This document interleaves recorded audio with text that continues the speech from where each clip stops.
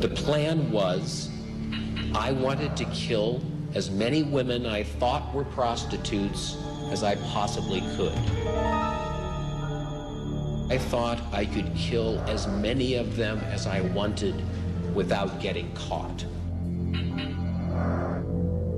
On November 5th, 2003, Gary Leon Ridgway pleaded guilty to murdering 48 women. He admitted he was the legendary Green River Killer, a serial murderer who held the Pacific Northwest captive to a rampage of killings that spanned almost 2 decades. And Mr. Ridgway, is it your desire to plead guilty to the 48 charges of aggravated murder in the first degree because you believe that you are guilty of each of those offenses? Yes.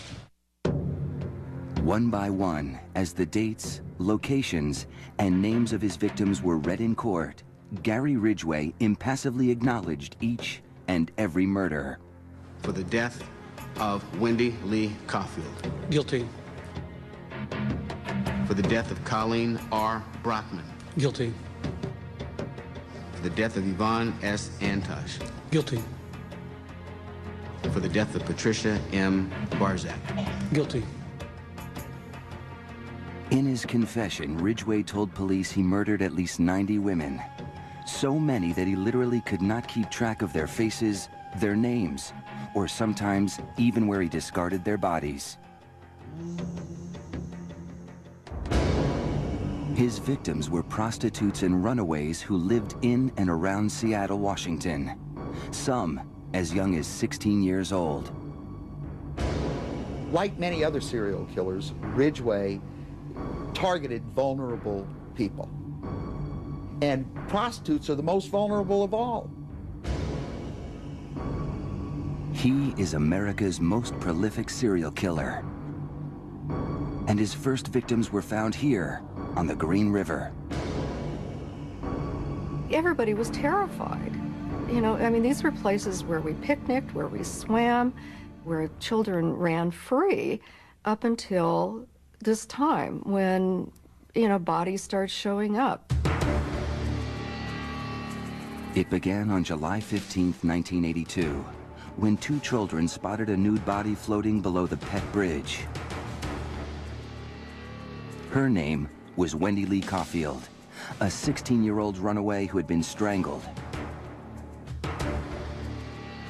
4 weeks later, the nude strangled body of Deborah Bonner was found floating face down in the river.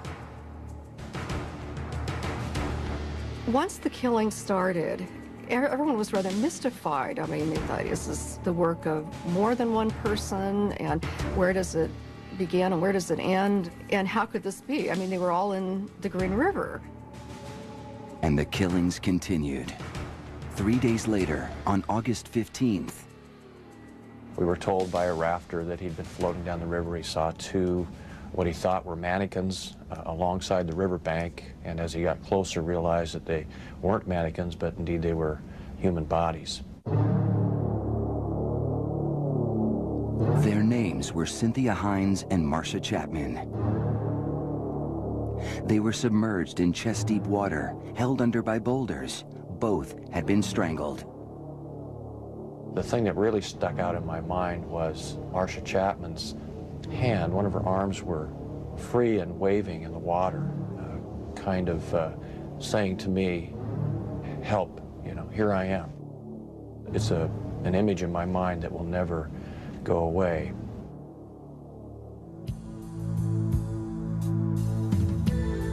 As lead detective Dave Reichert made his way down the hill towards the bodies, he actually came upon another victim splayed in the tall grass. Her name was Opal Mills.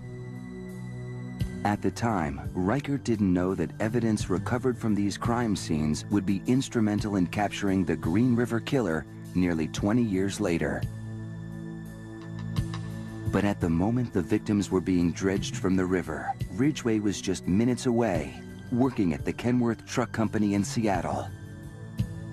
By 1982, he'd been working there for 11 years. Gary was a painter and he was a taper. They taped the designs onto the trucks. It was a job that required neatness and precision. the ideal position for Gary Ridgway. Meticulous. He wanted to make sure everything was just perfect to him. He may have been precise, but to many of his co-workers, something was not quite right about Gary Leon Ridgway. When a woman walked by, most guys will look and they'll go kind of, hey, you know, but he kind of like got lost in his thoughts. But no one suspected how different Gary Leon Ridgway really was. As fall turned to winter in 1982, no one in Seattle had any idea as to the identity of the Green River Killer, even though he was hidden amongst them in plain sight. You know, he was really unremarkable until it was discovered that he had killed dozens of women. And that's part of the secret of his success. He looks and acts like everybody else, and he acts and looks like nobody in particular.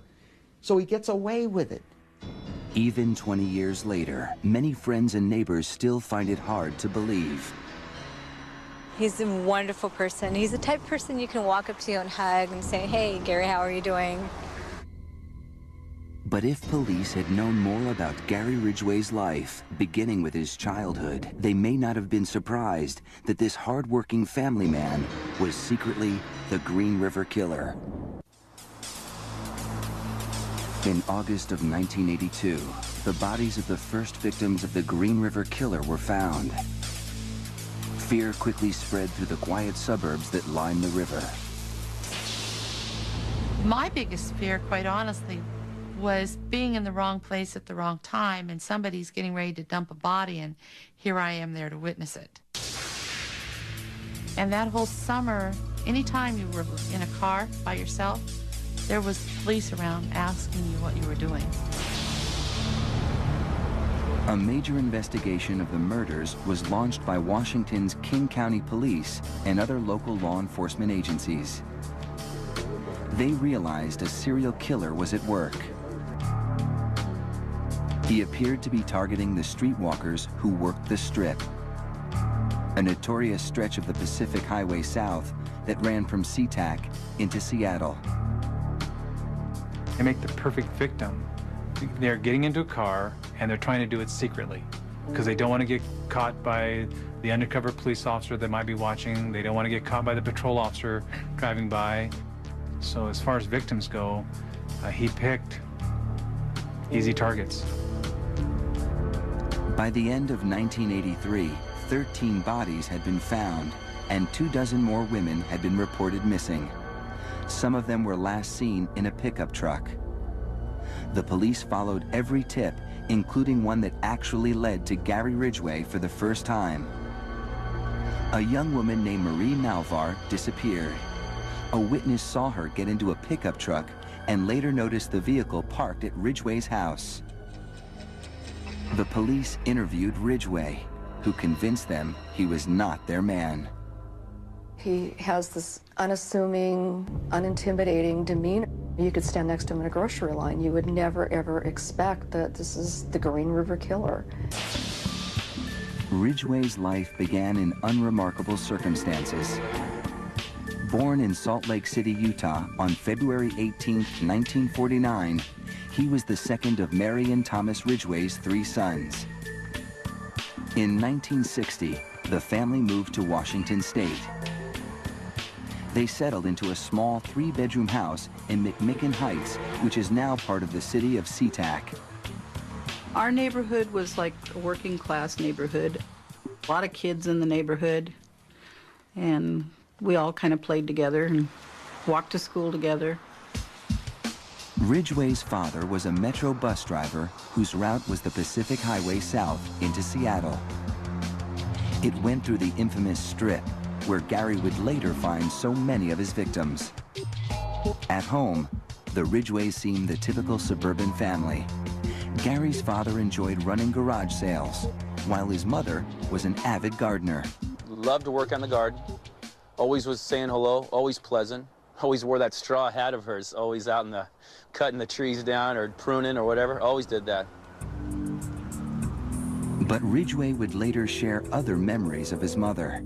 He was a bedwetter into his early teens and recalls her washing his genitals. He developed intense feelings of lust towards his mother mixed with humiliation. He talked about gazing on her as she sunbathed, and he had sexual fantasies about her. Almost in the same breath, Mr. Ridgway would say that he felt rage toward his mother, that he wanted to kill her. Most serial killers have a rich fantasy life that involves sexuality and violence fused together so that they come to believe that they can't have one without the other. And the first time that they kill, it may even be on a lark. This seemed to be the case when Ridgway acted on one homicidal urge when he was 16 and came upon a 6-year-old boy playing cowboy. Ridgway lured the boy to a wooded area. There, he pulled out a pocket knife and stabbed the child. The boy was stunned, and Mr. Ridgway, according to the boy, and Mr. Ridgway admits this, said, "I just wanted to see what it felt like to kill someone." And Mr. Ridgway laughed and walked away. The boy survived, and Ridgway was never identified as the attacker.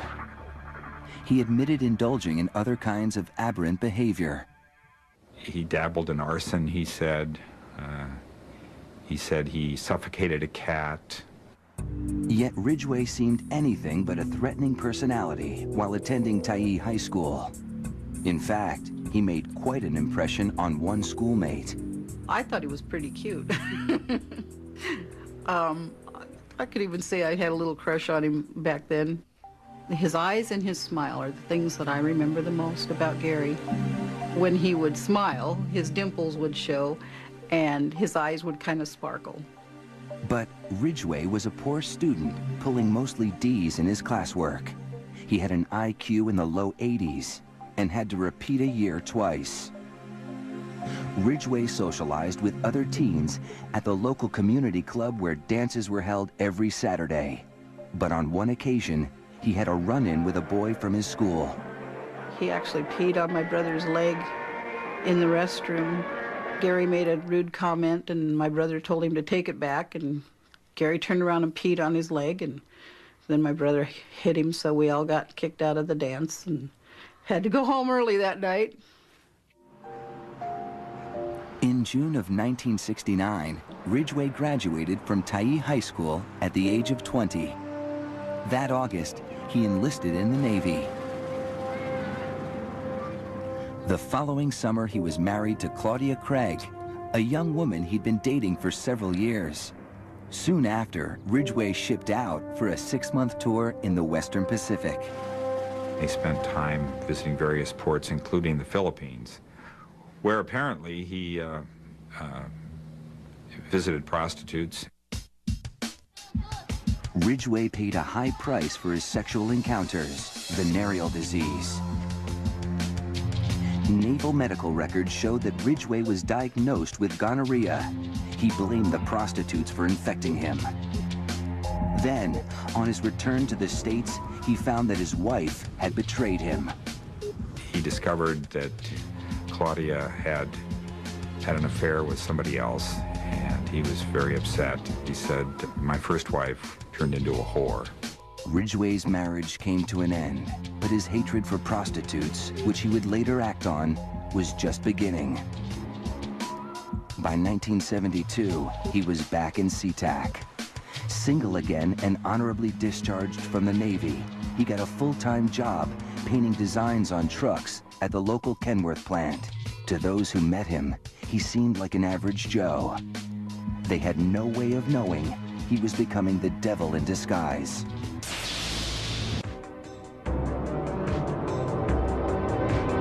By 1972, Gary Ridgway was still a killer in the making.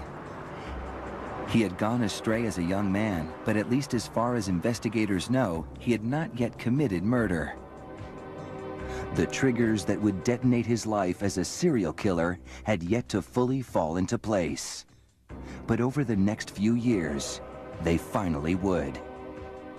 We look so carefully in our quest to understand serial murder at what happened to the killer when he was a child. But there's something that we ignore, and that is making the transition into adulthood and middle age. By age 22, Gary Ridgway was already in a deep emotional hole. He'd gone through a bitter divorce from a woman he'd come to think of as a whore. He was angry, but that didn't mean he was going to be lonely. Sitting at home without a woman around was not Gary's style.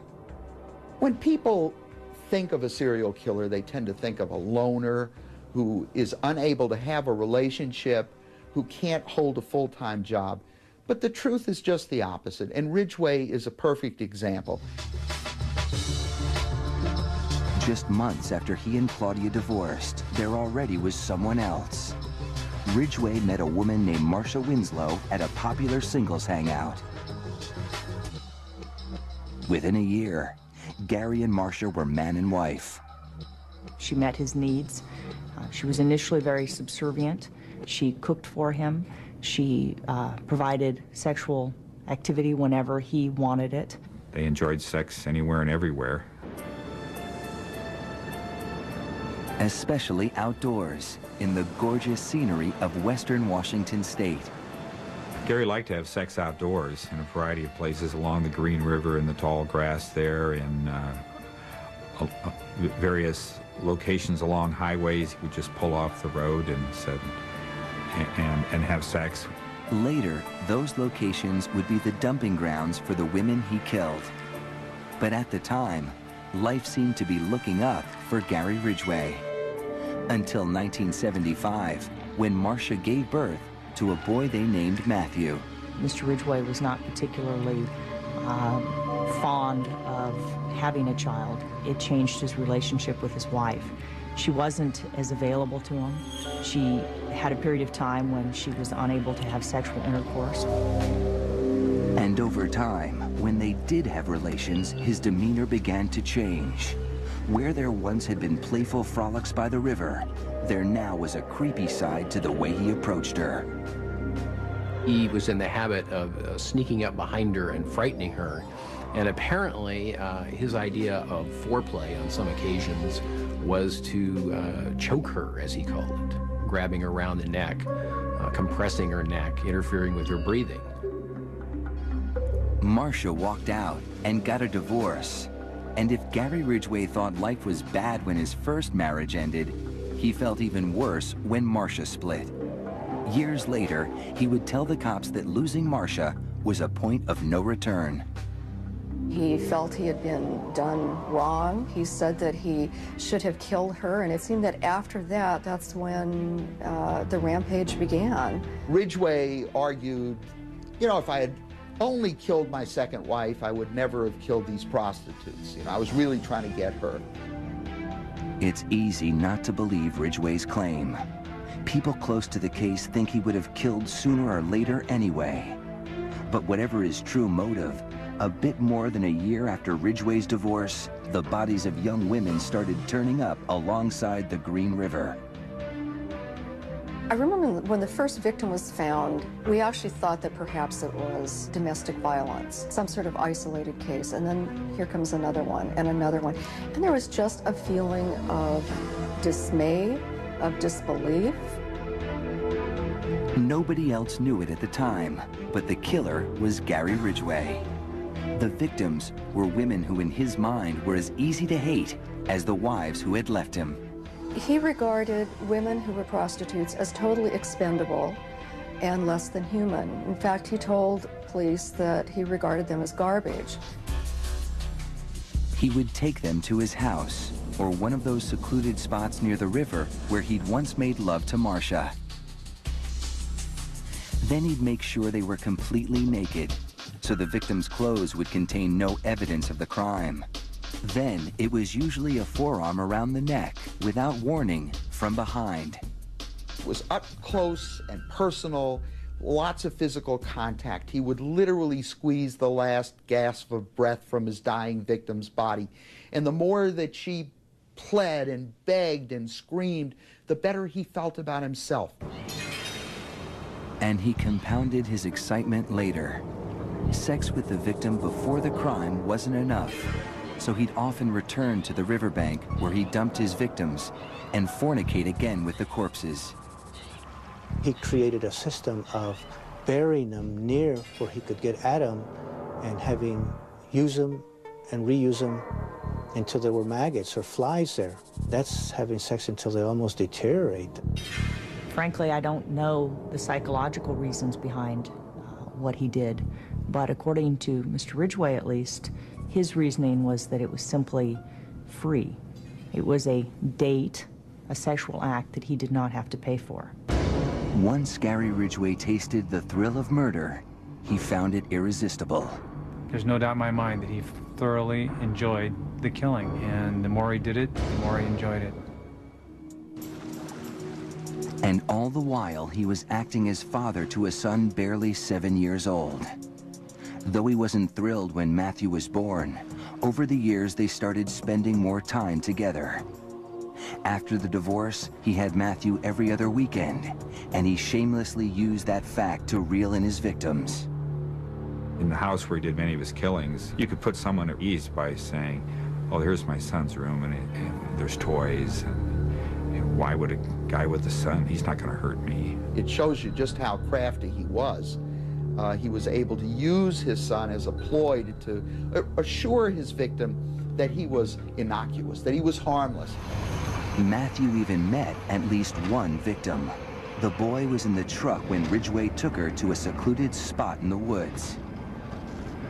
He drove her to a remote location, told the boy to stay in the truck, and then he disappeared into the woods with the woman and then came back without her. And his little boy asked, you know, well, Dad, where's the girl? And he said, oh, she walked home. She lives near here. Ridgway didn't care at all about his son. You know, it's you know, use people, use them as instruments to meet his needs. He did that with his son, he did that with his wives, and he certainly did that with his victims.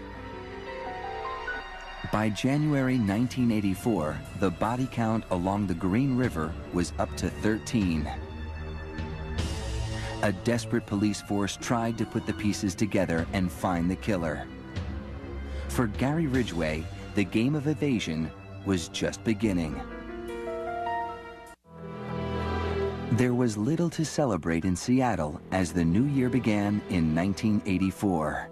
For nearly 2 years, the Green River Killer had methodically murdered one young woman after another.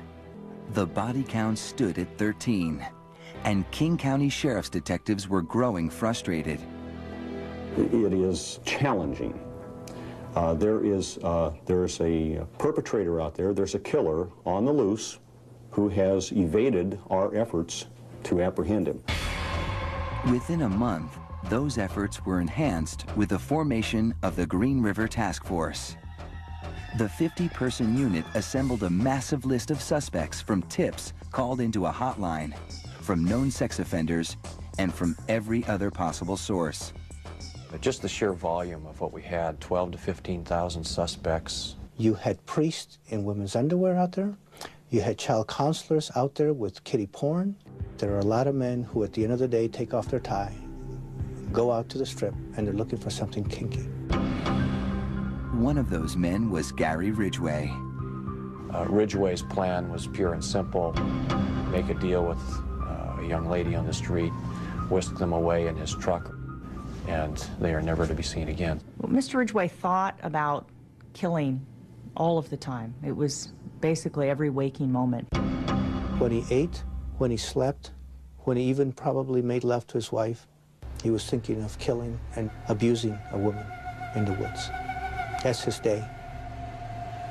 And once his thoughts were put into action, he was a perfect killing machine, in my opinion. He didn't have a conscience.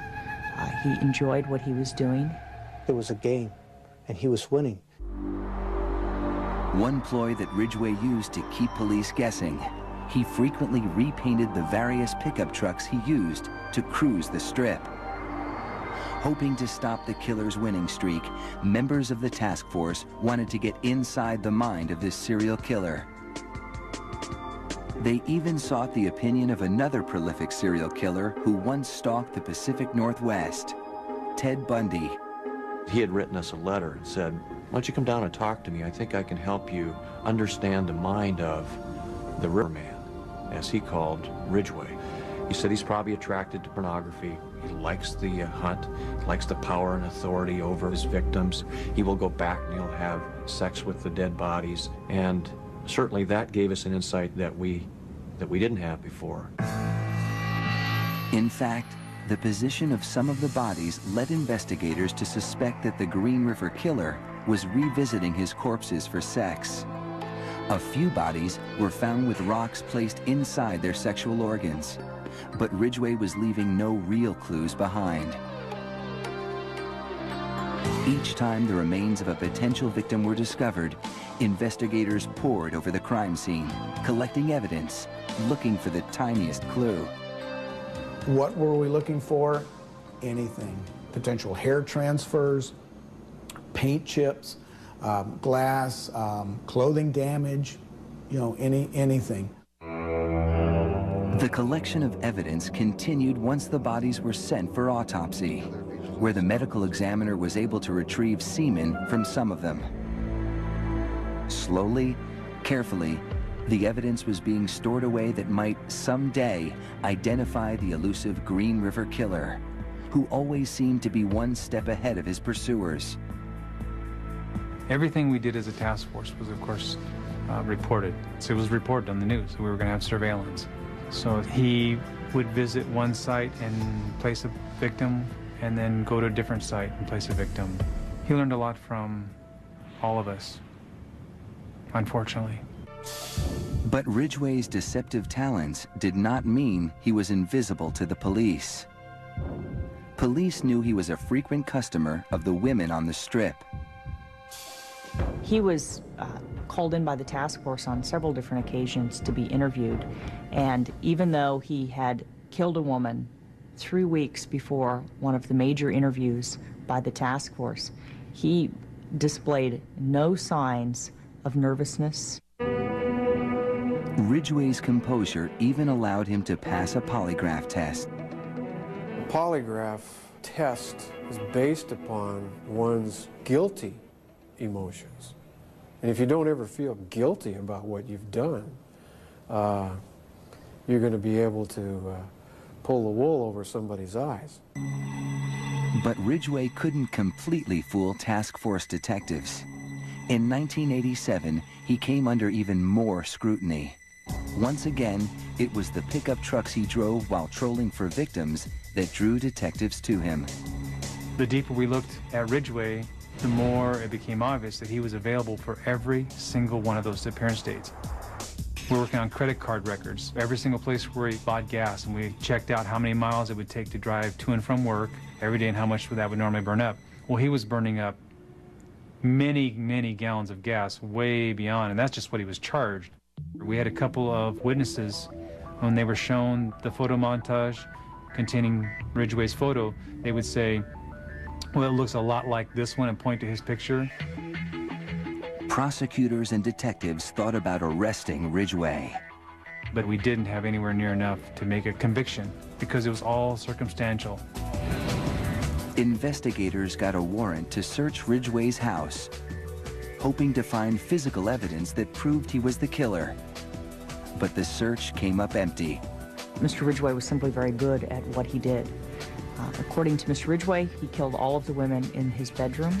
His practice was as soon as he finished killing them, he would often take the sheets off his bed, throw them in the washer even before he left with the woman's body, and dumped it out at a scene. So he left behind nothing, essentially. Once again, Gary Ridgway slipped free from the law. And I think he starts playing more of a game of moving pieces around. He's moving skeletons around. He's moving bodies around. He did change his MO. He was taking bodies further out into the woods or the mountains because he didn't want their bodies found. Free to visit the ever-widening areas where his victims were discarded, Gary Ridgway continued to hunt and kill, convinced nothing could ever stop him. By 1988, more than 40 women had vanished in what had come to be known as the Green River Killings. And the killer, Gary Ridgway, was still on the loose. At this point, Ridgway wasn't just evading the police. He was hiding his murderous ways so well that yet another woman agreed to become his wife. Ridgway married wife number 3, Judith Lynch, in 1988. When they first moved here, they were newlyweds. Their eyes sparkled, they were always smiling, and they were always happy, and you just never seen them apart, ever. But love and marriage did not end Ridgway's insatiable desire to kill. He continued to murder while managing to keep his new wife completely unaware. He could be Gary Ridgway, the husband, and drive off in the truck and become Gary Ridgway, the killer, and come back home and be the husband again, and never give her any reason to think he was anything but that. He had his killing career that he did out of sight from any other people, and he had the rest of his life where he was a father and he was a husband and he was an employee. There was an inkling at the Kenworth truck plant, where Ridgway had worked for years, that he was hiding something. After all, his co-workers knew that police had questioned him in the mid-1980s. We had the unique experience of having to work next to him, always thinking, could he be or couldn't he be? And everybody had their own opinions. Some people thought he was, some people thought he wasn't. You wouldn't want to have a beer with him, you wouldn't want him to come over to your house. He just was a different type of a person. Some employees at Kenworth even gave him a nickname, Green River Gary. Little did they know what he was doing to them. Ridgway later told investigators that once in a while, he would use jewelry that he'd stolen from his victims to play a joke on his co-workers. He put the jewelry in places where people could find them, where he worked. When one of the employees picked it up, put it on, and had a real good find. In Gary's mind, I think he walked very quietly and had a little smirk on his face, and there was a big smile inside of him, reminding him of the young ladies he killed. And that isn't all he apparently did with his victim's possession. He had huge garage sales, and he'd have just gobs of stuff. I guess the kind of funny thing I always saw was a lot of jewelry, a lot of young girls' jewelry, and a lot of mixed pairs of shoes. Gary Ridgway was sure that he had his neighbors, his co-workers, the cops, and everyone else completely fooled. But I think after a while, he was winning the game. And he says, hey, I'm doing pretty good. So well, in fact, that the police investigation was forced to slow down. Though Ridgway was still killing, far fewer bodies were being found. As the case dragged on with no resolution, the investigation task force steadily got smaller and smaller. By 1990, there were 5 of us left. I left in April of 90. There's 4 left. By 1992, Tom Jensen's the only guy left. I tried to keep it alive as best I could in the mind of the public. It began to seem hopeless until modern technology gave investigators some help they desperately needed. Back in the 80s, detectives had painstakingly taken samples from crime scenes. They didn't even know what good it might do, but they cataloged it and stored it anyway. They refrigerated and preserved it because, sometimes as people can say, well, this is not doing anything good. It's just taking up room in our evidence room. Let's get rid of it. That didn't happen. Their foresight didn't begin to pay off until the summer of 2001, when DNA technology was finally good enough to analyze that evidence from the 80s. 19 years after a woman named Marcia Chapman was strangled and left to rot on the banks of the Green River, samples taken when her body was discovered went to the Washington State Patrol Crime Lab. There was spermatozoa there, and we were able to generate a male DNA typing profile that matched Gary Ridgway. It's really amazing, the profiles we got. Then they tested samples from victim Carol Christensen. Again, a match with Ridgway. For all those years, Gary Ridgway had gotten away with murder. Finally, the cops had the proof they needed to nail him. We had tears in our eyes. It was a great moment. One I won't forget. And there was even more good news on the way. New techniques could now identify microscopic particles of paint collected years earlier at the crime scenes. And scientists were able to link them directly to Ridgway. We find out there's spray paint, which was chemically identical, at least, to the material that Gary Ridgway was working with at the plant where he worked. He was bringing paint particles, unbeknownst to him, into his vehicle, into his home, and if victims were in his vehicle in his home, those would be transferred as well. And this is where Ridgway wasn't thinking very clearly, as paint samples matched exactly. With evidence in hand, the task force would soon put an end to Gary Ridgway's reign of terror. For nearly 20 years, Gary Ridgway found perverse pleasure in murdering dozens of women and getting away with it. He became America's most prolific serial killer. The insignificant boy who was a failure in school found satisfaction in outsmarting an army of investigators. We didn't hold him when we had him in '87. We didn't hold him when he was contacted in '84 and '83. So he had to have felt that he was winning. But on November 30th, 2001, the game ended for Gary Ridgway. DNA evidence tied him to 4 Green River victims, and he was arrested at his home. One of my neighbors came rapping on the door and he said, "Hey, Clem, did you see who they arrested?" And they had a picture of Gary back on the TV. And I said, "You gotta be kidding. Ridgway, the Green River Killer." When I heard and saw the picture of Gary on the news, my heart stopped and my stomach went into the biggest knot. I was so shocked. Despite the clear physical evidence linking him to these crimes, Ridgway protested his innocence.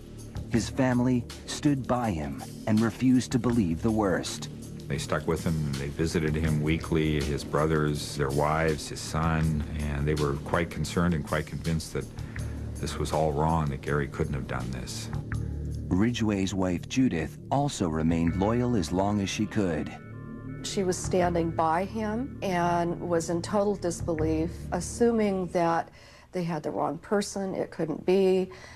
And then as evidence began to come out, eventually they separated, and she now has nothing else to do with him. On November 5th, 2003, all doubt of Ridgway's guilt was erased. He pleaded guilty to the murders of 48 women. He'd made a deal to cooperate with the prosecution to provide more information on his victims and the whereabouts of their remains. In doing so, he avoided a trial and possible death penalty. Mr. Ridgway, how do you plead to the charge of aggravated murder in the first degree as charged in count 1 for the death of Wendy Lee Caulfield? Guilty. How do you plead to the charge of aggravated murder in the first degree as charged in count 2? Guilty. Guilty. Guilty. It's like he didn't have any remorse at all for what he had done. You know, he'd killed so many people, he didn't remember who they were, what they looked like. I just couldn't believe that somebody could kill all those people and not remember them. Neither could the angry relatives of his victims, who were invited to speak in court when Ridgway was sentenced to life without parole on December 18th, 2003. You had said your memory, when it comes to all of the women you took, was gone. Our memory is not. In your words, you said that they didn't mean anything to you, but she meant everything to us. She was a mother, she was a wife, she was a sister, and we miss her. Gary Ridgway sat there stone-faced as victims' relatives damned him and mocked him. He's an animal.